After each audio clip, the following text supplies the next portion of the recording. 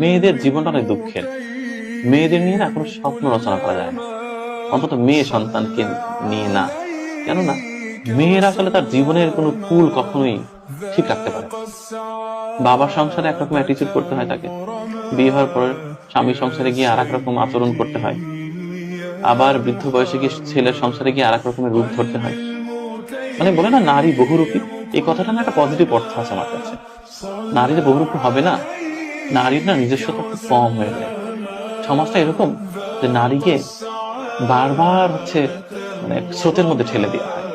নারীকে অনেক কিছু সইতে হয় এই জীবন, আমার মাকে যেমন সইতে হয়েছে। তো নারীর জীবনটা আসলে খুব বেশি যে স্মুথ এরকম বলা যাবে না। প্রতিটা নারীর জীবনেই খুব যন্ত্রণা, মানে এক একটা স্টেজে এক এক রকমের যন্ত্রণা। এই যন্ত্রণার কোনো সীমারেখা নেই। আমার তো মনে হয় প্রত্যেকটি নারী আসলে যন্ত্রণার মানে একেবারে বিশাল বড় একটা গোডাউন তৈরি করে রেখেছে হৃদয়ের ভিতরে। খুলে দিলে পৃথিবী প্লাবন হয়ে যাবে।